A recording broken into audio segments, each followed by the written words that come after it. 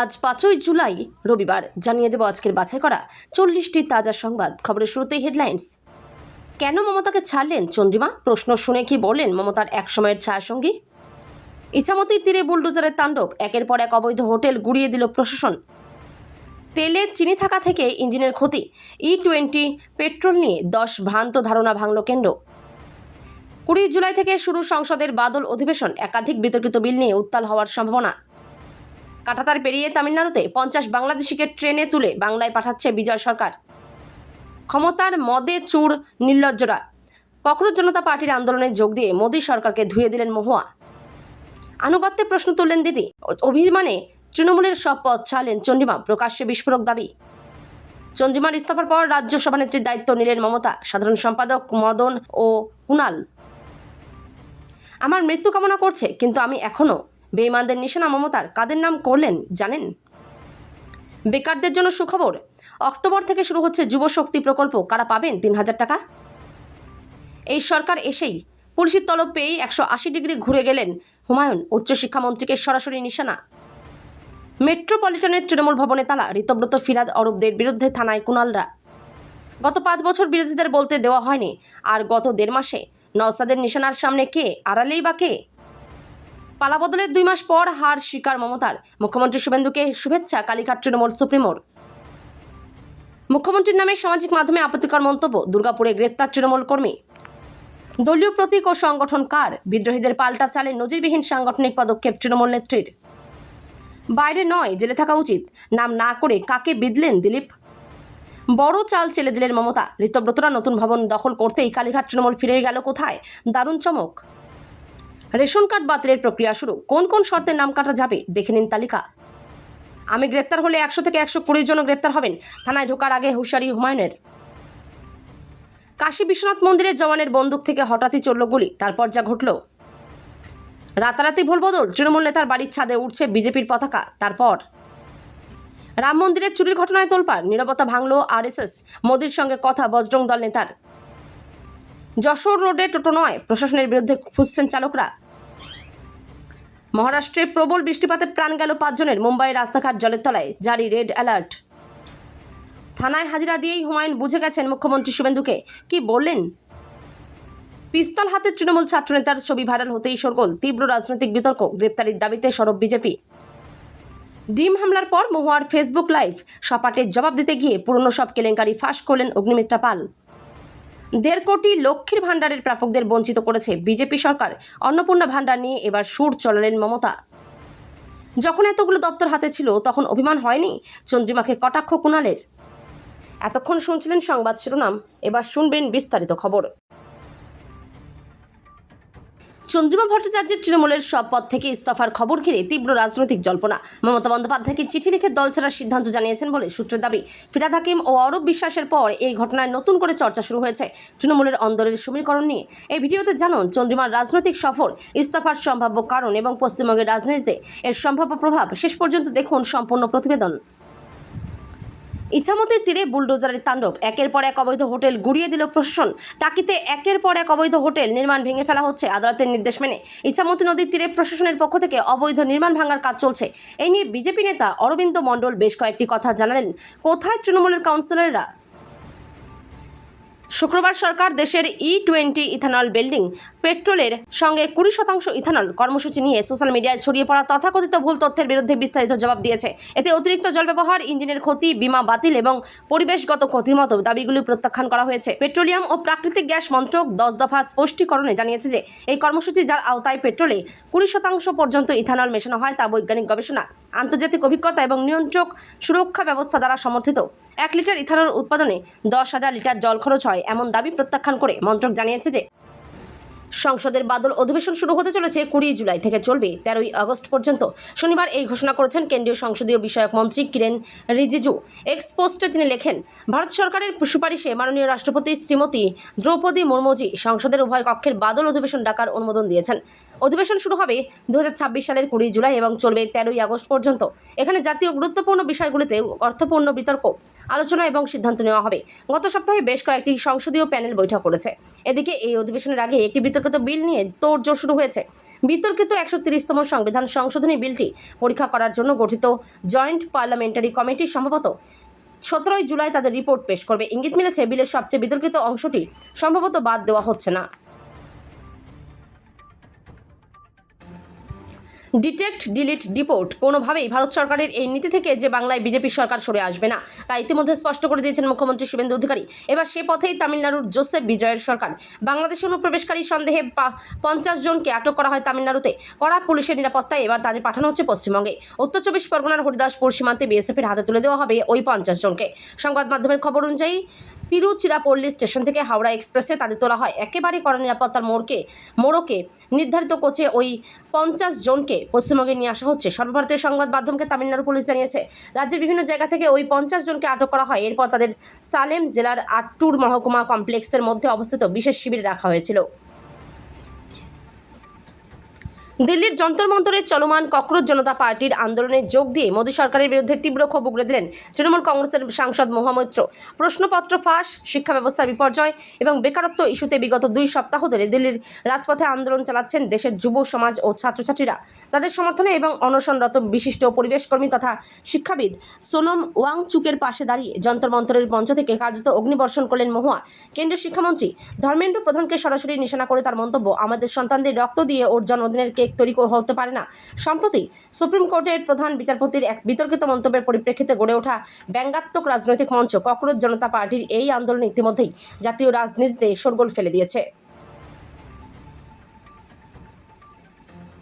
তৃণমূল কংগ্রেসের অন্দরে ত্রাণা পড়েন এবার প্রকাশ্যে চন্দ্রিমা ভট্টাচার্য। রাজ্য সভাপতির পদ সহ দলের সমস্ত সাংগঠনিক দায়িত্ব থেকে ইস্তফা দেওয়ার পর সামনে আনলেন নিজের সিদ্ধান্তের কারণ। তার দাবি, মমতা বন্দ্যোপাধ্যায় তার আনুগত্য নিয়েই প্রশ্ন তুলেছিলেন। সেই আঘাত থেকেই তিনি সব পদ ছেড়ে দেওয়ার সিদ্ধান্ত নিয়েছেন। এক বৈদ্যুতিন সংবাদ মাধ্যমকে দেওয়া সাক্ষাৎকারে চন্দ্রিমা বলেন, তিনি দলের প্রতিষ্ঠাকালীন সদস্য না হলেও দীর্ঘদিন ধরে নিষ্ঠার সঙ্গে সংগঠনের জন্য কাজ করেছেন। তার কথায় গত 3 জুন কালীঘাটের বৈঠকে তাকে রাজ্য সভাপতির দায়িত্ব দেওয়া হয়। তারপর থেকে প্রায় প্রতিদিনই তিনি দলের মেট্রোপলিটন অফিসে গিয়েছেন। শুধু 22 জুন ও 1 জুলাই ছাড়া কোনো দিন অনুপস্থিত ছিলেন না বলেও দাবি করেন তিনি। তৃণমূল কংগ্রেসের রাজ্য সংগঠনে ফের বড় পরিবর্তন। চন্দ্রিমা ভট্টাচার্যের পদত্যাগের পর দলের রাজ্য সভানেত্রীর দায়িত্ব নিজের কাঁধে তুলে নিলেন মমতা বন্দ্যোপাধ্যায়। শনিবার ফেসবুক লাইভে এই ঘোষণা করেন তিনি। একই সঙ্গে কামারহাটির বিধায়ক মদন মিত্র এবং দলের নেতা কুণাল ঘোষকে রাজ্য তৃণমূলের 2 সাধারণ সম্পাদক হিসেবে ঘোষণা করা হয়েছে। দলের সাংগঠনিক রদবদলের মাত্র 2 মাসের মধ্যেই এই পরিবর্তন রাজনৈতিক মহলে নতুন জল্পনা তৈরি করেছে। সম্প্রতি চন্দ্রিমা ভট্টাচার্য রাজ্য সভানেত্রীর পদ সহ দলের একাধিক সাংগঠনিক দায়িত্ব থেকে ইস্তফা দেন। তার পদত্যাগের পরই সংগঠনের নেতৃত্ব নিয়ে অনিশ্চয়তা তৈরি হয়। 26 বিধানসভা নির্বাচনে ভরাডুবির পর এবং দলের টালমাটাল অবস্থায় ফের সমাজ মাধ্যমে লাইভে এলেন মমতা ব্যানার্জি। এদিন লাইভের শুরুতে তার বক্তব্য, কয়েকদিন যাবৎ আপনারা লক্ষ্য করছেন আমার দলের মুখপাত্ররাও বলছেন আমি এখন কম কথা বলি। আমি মনে করি নীরবতায় আসল কথা বলে। লাইভের শুরুতেই তার বক্তব্য, বিজেপি ভোট লুট করে ক্ষমতায় এসেছে, এটা আমরা সবাই জানি। হাইজ্যাক করেছে কাউন্টিং সেন্টার।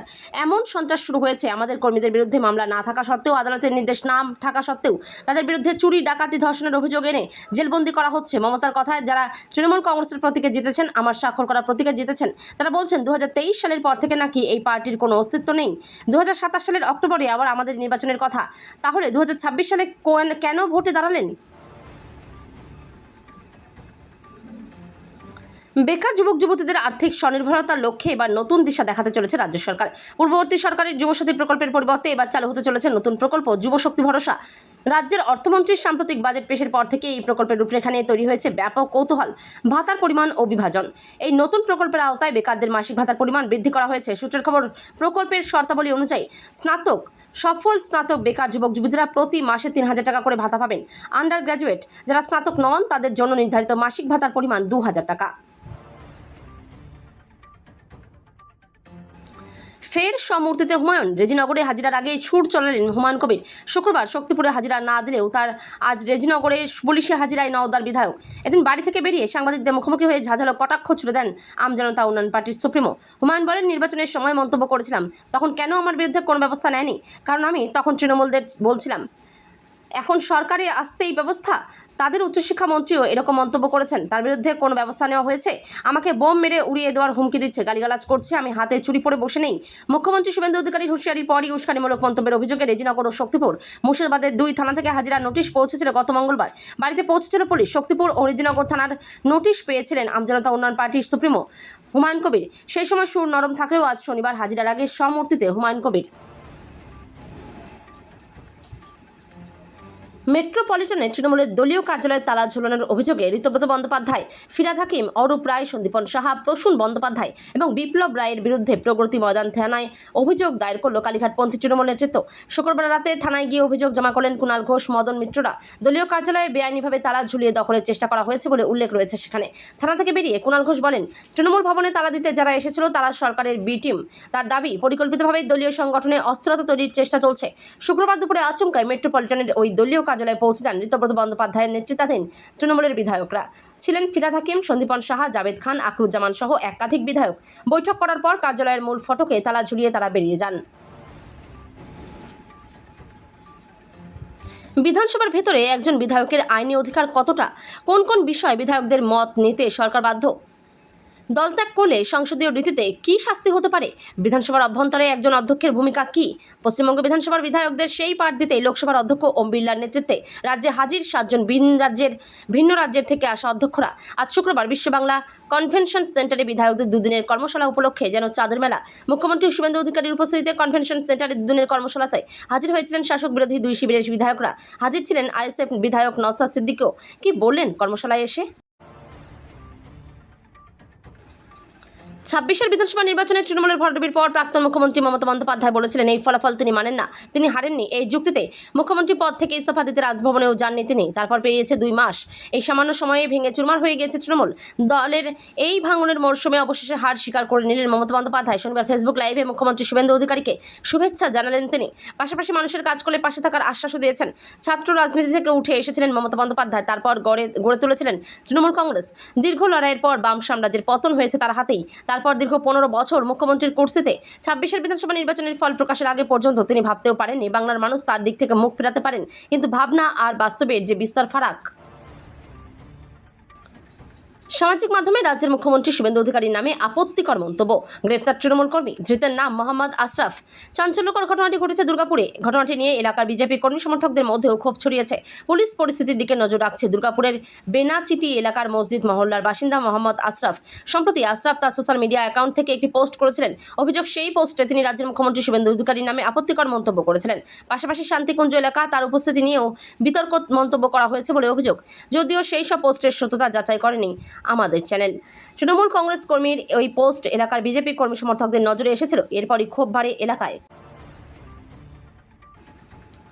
রাজ্যে নতুন সরকার গঠনের পর প্রায় 2 মাস কেটে গেলেও নিজের রাজনৈতিক অবস্থান থেকে এক চুলও সরলেন না তৃণমূল কংগ্রেস নেত্রী মমতা বন্দ্যোপাধ্যায়। শনিবার একটি ভিডিও বার্তায় একদিকে যেমন তিনি বিজেপির বিরুদ্ধে ভোট লুঠের অভিযোগ এনে সরব হয়েছেন, তেমনি দলের বিদ্রোহী শিবিরকে তীব্র ভাষায় আক্রমণ করেছেন প্রাক্তন মুখ্যমন্ত্রী। একই সঙ্গে দলের রাশ শক্ত করতে এক নজিরবিহীন সাংগঠনিক পদক্ষেপের ইঙ্গিত মিলেছে। এদিন মমতা জানান, এবার থেকে সর্বভারতীয় সভানেত্রীর পাশাপাশি দলের রাজ্য সভানেত্রীর দায়িত্ব নিজের কাঁধেই রাখছেন তিনি। তার সঙ্গে রাজ্য সাধারণ সম্পাদক হিসেবে থাকছেন কুণাল ঘোষ ও মদন মিত্র। নাম না করে তৃণমূল সাংসদ অভিষেক বন্দ্যোপাধ্যায়কে কড়া ভাষায় আক্রমণ করলেন রাজ্যের পঞ্চায়েত মন্ত্রী দিলীপ ঘোষ। শনিবার 4 জুলাই সকালে ইকো পার্কে প্রাতঃভ্রমণের পর সাংবাদিকদের মুখোমুখি হয়ে ভোট পরবর্তী হিংসার প্রসঙ্গ টেনে একাধিক মন্তব্য করেন তিনি। দিলীপ ঘোষ বলেন, নির্বাচনের সময় কিছু রাজনৈতিক নেতার উস্কানিমূলক মন্তব্য রাজ্যের বিভিন্ন জায়গায় উত্তেজনা ছড়িয়ে দেয়। তার দাবি, সেই উস্কানিমূলক মন্তব্যের ফলে ভোট গ্রহণের পর একাধিক জেলায় রাজনৈতিক সংঘর্ষ ও হিংসার ঘটনা ঘটে। এই পরিস্থিতিতে বিজেপির বহু কর্মী সমর্থক হামলার শিকার হয়েছেন বলেও অভিযোগ করেন তিনি। যদিও তিনি কারো নাম নেননি, তবে তার মন্তব্য যে তৃণমূল সাংসদ অভিষেক বন্দ্যোপাধ্যায়কে লক্ষ্য করেই করা তা রাজনৈতিক মহলের একাংশের মতো স্পষ্ট। এই ইঙ্গিতপূর্ণ মন্তব্য ঘিরে রাজ্যের রাজনৈতিক মহলে নতুন করে জল্পনা শুরু হয়েছে। মেট্রোপলিটন কার্যালয়ের ঋতব্রত শিবির দখল নিতেই তপসিয়ার আসল তৃণমূল ভবনে বসার সিদ্ধান্ত নিল কালীঘাট তৃণমূল। আসল তৃণমূল কংগ্রেসের দাবি এবং দলের কর্তৃত্ব নিয়ে টানা পড়েন এবার রাজপথ থেকে সরাসরি পৌঁছে গেল দলীয় কার্যালয় দখলের লড়াইয়ে। বঙ্গ রাজনীতিতে এক নজিরবিহীন অধ্যায় তৈরি করে শুক্রবার সন্ধ্যায় ইএম বাইপাসের ধারে তৃণমূল কংগ্রেসের সাউথ ক্যানেল কার্যালয়ের দখল নিল ঋতব্রত শিবির। তৃণমূল ভবনের গেটে ঝুলল নতুন তালা, আর চাবি চলে গেল বিদ্রোহী শিবিরের অন্যতম মুখ আকরুজ্জামান আনসারির হাতে। শুধু তাই নয়, কার্যালয়ের গেটে পড়েছে মমতাহীন নতুন পোস্টার, যেখানে মমতা ব্যানার্জি বা অভিষেক ব্যানার্জির কোনো ছবি নেই। রাজ্যের রেশন ব্যবস্থার স্বচ্ছতা ফেরাতে বড়সড় পদক্ষেপ নিল শুভেন্দু অধিকারী সরকার। কয়েক কোটি রেশন কার্ড প্রাপকের তালিকা থাকা ভুতুড়ে বা ভুয়ো কার্ডগুলি চিহ্নিত করে তা বাতিলের প্রক্রিয়া শুরু করেছে খাদ্য দপ্তর। মুখ্যমন্ত্রীর স্পষ্ট নির্দেশ, যোগ্য ব্যক্তিদের হাতেই পৌঁছতে হবে রেশন, কোনোভাবেই অযোগ্যদের তালিকাভুক্ত রাখা চলবে না। 2025 সালের সরকারি পরিসংখ্যান অনুযায়ী পশ্চিমবঙ্গে প্রায় 8,67,13,432 জন রেশন ব্যবস্থার আওতায় রয়েছেন। AAY, PHH, SPH ও RKSY ক্যাটাগরিতে এই বিপুল সংখ্যক মানুষ খাদ্য সামগ্রী পেয়ে থাকেন, কিন্তু এই বিশাল তালিকায় অনেক ভুয়ো প্রাপক ঢুকে পড়েছে বলে দাবি বিজেপি সরকারের। এই বিনিয়ম রুখতেই এখন কোমর বেঁধে নেমেছে প্রশাসন।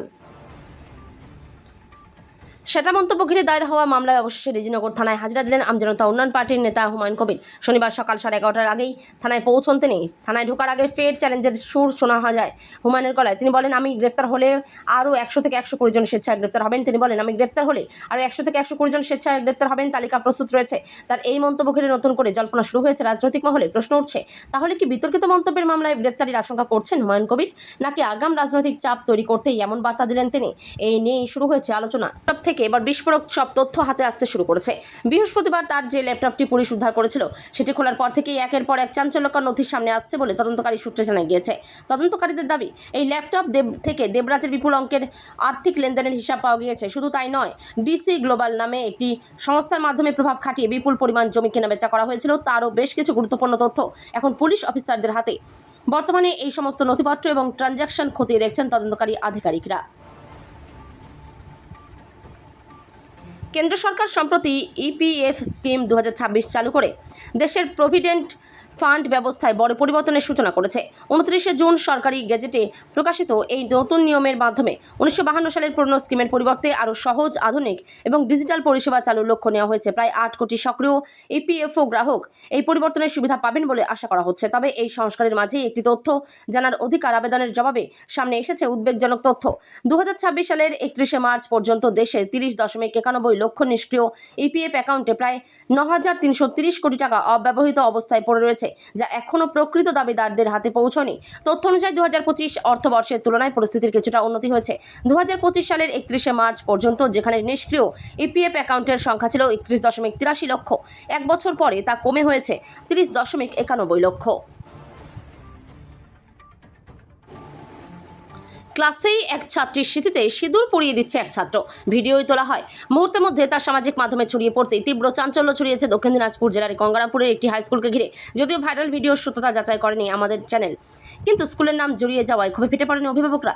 স্কুলের সামনে বিক্ষোভও চলে, চাপে পড়ে অভিভাবকদের নিয়ে বৈঠকও করে স্কুল কর্তৃপক্ষের তরফে জানানো হয়েছে ঘটনাটি তাদের স্কুলেরই। জুন মাসের 27 বা 28 তারিখের ঘটনা। ওই সময় মর্নিং স্কুল চলছিল। স্কুল ছুটির পর এই ঘটনা ঘটেছে। অভিযোগ, অধিকাংশ শিক্ষক ও পড়ুয়া বাড়ি ফিরে যাওয়ার পর কয়েকজন ছাত্রছাত্রী একটি শ্রেণীকক্ষে জড়ো হয়। সেখানে ওই ছাত্র এক ছাত্রীর স্মৃতিতে কিছু পড়িয়ে দেয়। রাজ্যে পালাবদল হতেই শিক্ষকদের উৎসশ্রী পোর্টাল নিয়ে বড় আপডেট সামনে আসছে। শিক্ষক ট্রান্সফারের উৎসশ্রী পোর্টালের পুনরায় চালু হতে চলেছে বলে জানা যাচ্ছে। বিভিন্ন কারণে দীর্ঘদিন ধরে বন্ধ থাকার পর অবশেষে শিক্ষকদের অস্বস্তি কমবে। প্রশাসনিক স্বচ্ছতা বজায় রাখতে এবং শিক্ষকদের সুবিধার্থে দ্রুত এই পোর্টাল চালুর উদ্যোগ নিয়েছে বিজেপি সরকার। খুলে গেল শিক্ষকদের উৎসশ্রী পোর্টাল।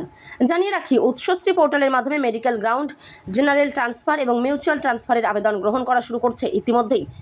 দীর্ঘদিন অকেজো থাকার পর পুনরায় পোর্টাল খুলতে খুশিতে ভাসছেন শিক্ষক-শিক্ষিকারা।